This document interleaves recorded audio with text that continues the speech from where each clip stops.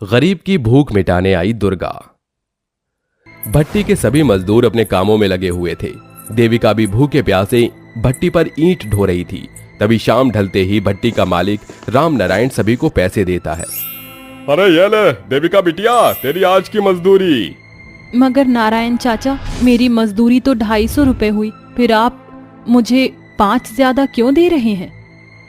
रख ले बिटिया, सच कहूँ तो तेरा बुरा भाग्य देखकर बड़ा दुख होता है। जाने माँ दुर्गा ने तुझे कैसा कसाई ससुराल दिया है जो बेचारी गर्भवती बहू को कमाने के लिए भट्टी पर भेज देते हैं। ये पैसे अपनी सास को न देना, हाँ, इससे तू फल खाना। जी ठीक है चाचा, अब मैं चलती हूँ। देविका की बुरी हालत पर भट्टी के सभी लोगों को उसे बड़ी हमदर्दी थी। पैसे लेकर देविका भट्टी से सीधे माँ दुर्गा के मंदिर जाकर अपनी भूख भुलाकर फल फूल खरीद कर उनकी पूजा करती है। हे माँ दुर्गा, दुनिया तुम्हारी इस बेटी को देखकर ऐसे तरस खाती है जैसे मैं कितनी लाचार हूँ। मगर जब मेरी माँ दुर्गा इस जगत का बोझ उठा सकती हैं, तो क्या उनकी गरीब भक्त थोड़ा बोझ नहीं उठा सकती?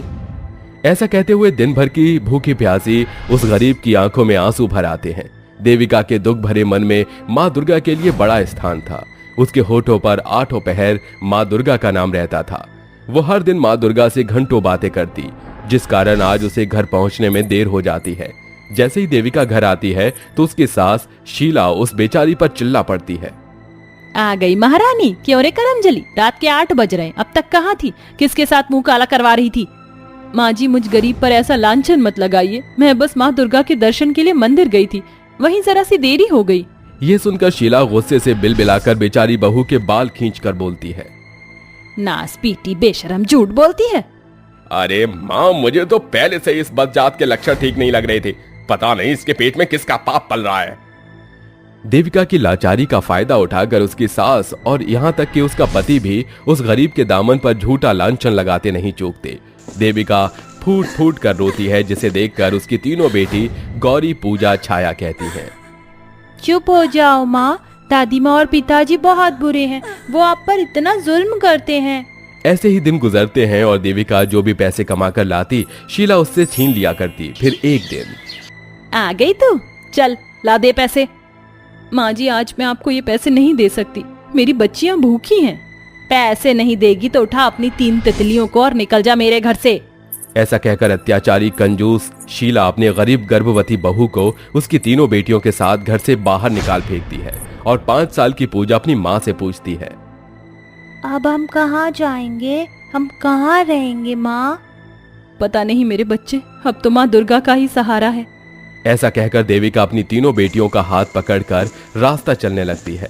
तभी आसमान में काले घने बादल छा जाते हैं और बरसात होने लगती है। माँ, मुझे बहुत जोरों की ठंड लग रही है और भूख भी लगी है। हे माँ दुर्गा, मैं कहाँ जाऊँ, कुछ करो माँ।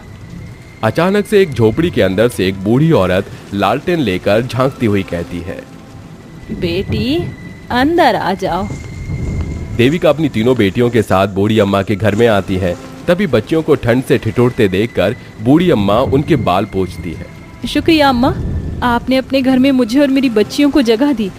बेटी, मुझे शुक्रिया अदा मत करो, सारी महिमा माँ दुर्गा को दो, मैं तुम्हारे लिए खाना लगाती हूँ। बूढ़ी अम्मा एक थाली में कुछ रोटी देविका और उसकी बेटियों के आगे परोसती है। ये लो बेटी, मुझ गरीब के घर में जो रूखा सूखा है तुम्हारे आगे रख दिया है, इसे खा लो। फिर देविका की तीनों भूखी बेटियां रोटी को साथ में बैठकर खाने लगती हैं, जिस कारण गर्भवती गरीब देविका को भूखा ही सोना पड़ता है। अगले दिन बूढ़ी अम्मा लाठी लिए घर से जाते हुए कहती है। बेटी, आज से ये झोपड़ी तुम्हारी हुई। बूढ़ी अम्मा, फिर आप कहाँ रहेंगी? अरे बेटी, मेरी चिंता मत करो, मैं तो इस दुनिया के किसी भी हिस्से में रह लूंगी। बूढ़ी अम्मा की बातें देविका को सोच में डाल देती हैं और देविका उस रोज मिट्टी से माँ दुर्गा की मूर्ति बनाकर उसे झोपड़ी में स्थापित करती है। गुजरते दिनों के साथ देविका एक बेटे को जन्म देती है, मगर दुर्भाग्य से उसे अंधा बेटा पैदा होता है। हे जगत जननी, तूने मुझ गरीब लाचार को लाल तो दिया, मगर वो भी अंधा। ये क्या कम था कि तुम्हारी ये गरीब भक्त भूख की भट्टी में हर दिन झुलसती है। ठीक है माँ, जितना दर्द दुख देना है दे दे, जितनी परीक्षा लेनी है ले ले। कठिन दुख भरी परेशानियों में भी देविका का विश्वास माँ दुर्गा पर से नहीं उठा और देविका हर सुबह माँ दुर्गा की पूजा पाठ करके भूखी प्यासी भरी गर्मी में भट्टी पर जाकर पाई पाई कमाने के लिए खून पसीना बहाती है और अपनी बेटियों का पेट भरती और खुद भूखी रह जाती। देखते ही देखते घाटे के चलते भट्टी बंद पड़ जाती है और देविका दुख से भरकर मन ही मन माँ दुर्गा से बातें करते हुए घर की तरफ बढ़ने लगती है। हे माँ दुर्गा, ये ईंट की भट्टी ही तो मुझ गरीब के घर का गुजारा करने का इकलौता सहारा था। अब मैं अपनी बच्चियों की भूख कैसे मिटाऊंगी। इसी सोच के साथ देविका रास्ता पार कर रही होती है कि तभी एक गाड़ी उसे टक्कर मारकर चली जाती है। कुछ लोग उसे एक अस्पताल में लाते हैं जहां डॉक्टर कहता है, आई एम सॉरी, आपके दोनों पैरों की जान चली गई। अब आप फिर कभी अपने पैरों पर चल फिर नहीं पाएंगी। अपने पैरों की सामर्थ्य खो देने के कारण उस गरीब भक्त की आंखें भर आती हैं। देविका की जिंदगी अब झोपड़ी में सिमट कर रह जाती है, जिसके बाद उसकी तीनों बेटियां अगले दिन से कूड़े की बोरी नन्हे कंधे पर उठाकर कड़ी धूप में फुटपाथ और कूड़ेदान में जाकर कचरा बीनती हैं और शाम को सारा कचरा भंगार वाले को बेचकर थोड़ा सा राशन लाती हैं। माँ, तुम बिल्कुल भी चिंता मत करो, तुम्हारी बच्ची है पूजा, छाया, चलो खाना बनाते हैं। तीनों बच्ची मिट्टी के चूल्हे पर खाना बनाती हैं और सभी मिल बांट कर खाते हैं, इसलिए कि देविका की बच्चियां पेट भरकर खाएं। देविका पेट भरने की बहानेबाजी करती है। ऐसे ही समय बीतता है। फिर एक दिन जब तीनों बहनें कूड़ेदान में कचरा बीन रही थीं, तभी म्यूनिसिपालिटी की गाड़ी आकर उन्हें वहां से भगा देती है। ऐसे में कई दिन उस गरीब के परिवार को भूखा सोना पड़ता है। अपनी बच्चियों का भूख से मुरझाया हुआ चेहरा देखकर उस गरीब माँ की आंखों में आंसू बहते जा रहे थे। हे माँ दुर्गा, कहाँ हो तुम? अपनी गरीब भक्त की गुहार सुनो। आपके होते हुए मेरी बच्ची दाने दाने को ललक रही है, कुछ करो माँ। थोड़ी ही देर में देविका नींद में जागती है, जहां वो सपने में खुद को बड़े ही मनोहर माँ दुर्गा के मंदिर में पाती है, जहां लाखों हजारों श्रद्धालु थे। तभी देविका हाथों हाथ आसमान में उठा ली जाती है, जहां माँ दुर्गा का भव्य सूरत देखकर वो हाथ जोड़कर उन्हें देखती है। देविका, मेरी प्यारी पुत्री, मैं तुम्हारी परेशानियों को देख पाती हूँ। फिर क्यों आप मेरी परेशानियों से मुझे उभारती नहीं है माँ? पुत्री, मनुष्य का जीवन सुख दुख भोगी है और तुम्हारी परीक्षा के पड़ाव में भी मैं तुम्हारे साथ ही थी, कभी राम नारायण बनकर तो कभी बूढ़ी अम्मा बनकर। मैं बस तुम्हें परख रही थी, जिसमें तुम खड़ी निकली। इसलिए आज से तुम मेरी परम भक्त ठहरोगी। आज से तुम्हारे सारे दुख दर्द दूर होंगे और तुम्हारा घराना माँ दुर्गा के नाम से मिसाली घराना बनेगा। यह सुनकर देविका दोनों हाथ जोड़कर आंसू भरी आंखों से कहती है, आपके दर्शन पाकर मुझ गरीब का जीवन धन्य हो गया माँ। जय माँ दुर्गे, जय माँ दुर्गे, जय माँ दुर्गे, जय माँ दुर्गे, जय माँ दुर्गे। इसी के साथ देविका का सपना टूट जाता है। जहां उसकी टूटी फूटी झोपड़ी एक बड़े घर में बदल चुकी थी, वो अपने पैरों पर खड़ी होकर पूरा घर देखती है, जहां उसकी बड़ी सी रसोई राशन से भरे हुई थी। ये देखकर उसकी तीनों बेटियों के चेहरे पर भी खुशी साफ तौर पर झलक उठती है। माँ, हमारे पास इतना बड़ा घर। हाँ छाया, माँ दुर्गा ने हमारी सुनकर हमारे दुख दूर कर दिए। देखो माँ, मुन्ना की आंखों की रोशनी आ गई, ये देख पा रहा है और आपके पैर भी ठीक हो गए। उस पल देविका और उसकी बेटियों की खुशी का ठिकाना नहीं था। ये देविका की माँ दुर्गा के प्रति बड़ी भक्ति का ही फल था, जिसे न सिर्फ उसकी गरीबी दूर हुई, बल्कि उस गरीब का घर खुशियों से भर गया। अगर सच्ची भक्ति हो तो भगवान अपने भक्त की सुधि जरूर लेते हैं। मंदिरा के परिवार में उसका एक बेटा, बहू और 5 बेटियां थीं। विकास का काम बहुत अच्छा चल रहा था, जिसकी वजह से घर में पैसे की कोई कमी नहीं थी। माँ, मैं काम पर जा रहा हूँ। भैया रुक जाइए, बस हम सब भी तैयार हैं। आप जाते हुए हमें भी स्कूल छोड़ देना। अच्छा ठीक है, चलिए आओ। विकास और उसकी 5 बहनें अपनी गाड़ी में बैठकर अपने घर से चल दिए और विकास उन्हें स्कूल छोड़ता हुआ अपने ऑफिस की तरफ निकल गया। तो वहीं दूसरी तरफ, बहू, आज मैंने घर में एक पूजा रखी है, तू जल्दी से अपने रोज के कामों से निपटकर पूजा की तैयारी कर ले। माँ, अचानक पूजा किस लिए? ये पूजा मैंने विकास की लंबी उम्र के लिए रखी है।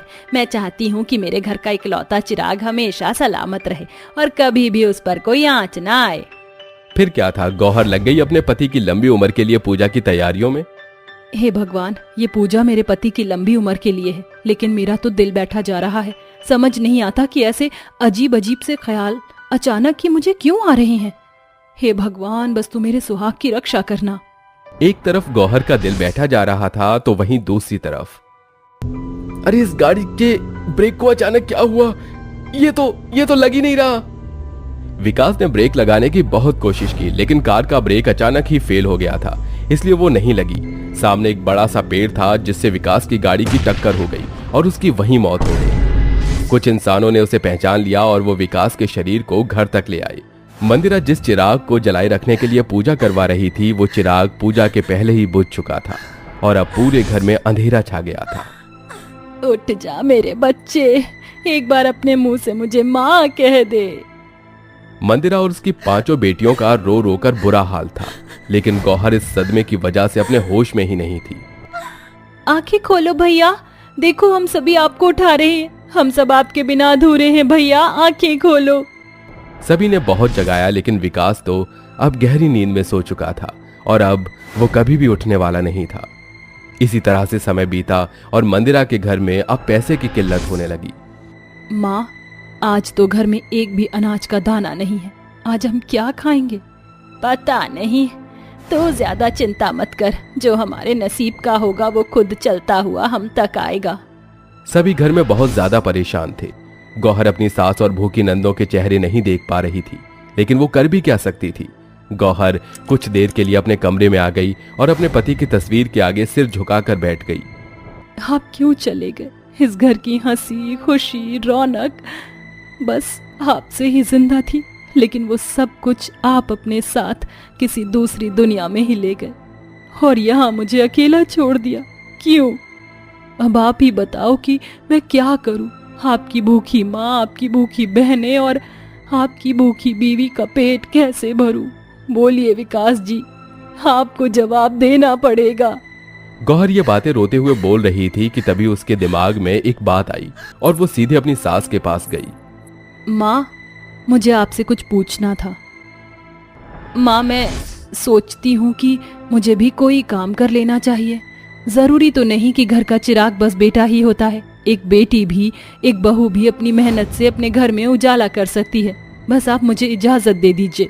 पर बेटा तू। मंदिरा की बात पूरी भी नहीं हुई थी, जो उसकी बेटी टीना अपनी माँ की बात काटती हुई बोल पड़ी।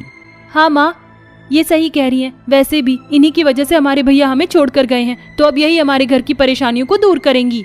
पर तू इससे बहस मत कर बहू, अगर तू कोई काम करना चाहती है तो कर, वैसे भी अब बिना काम किए बात नहीं बनेगी। अपनी सास की बात सुनकर गौहर काम की तलाश में निकल गई। उसने बहुत सी जगहों पर काम करने के लिए अप्लाई किया था, लेकिन वेल एजुकेटेड न होने की वजह से उसे हर जगह से निराशा हाथ लगी और उसे निराश होकर घर लौटना पड़ा और आखिर में वो एक मंदिर में जाकर रुकी। हे माता रानी, मुझे आज पढ़ाई लिखाई की अहमियत समझ आ रही है। इस दुनिया में बिना पढ़ाई के कुछ भी नहीं है। माँ बाप को अपनी बेटियों को इतना हुनर तो देना ही चाहिए कि अगर कभी उन्हें घर से बाहर निकलने की जरूरत पड़े तो वो सर उठाकर इज्जत से कमा कर खाएं।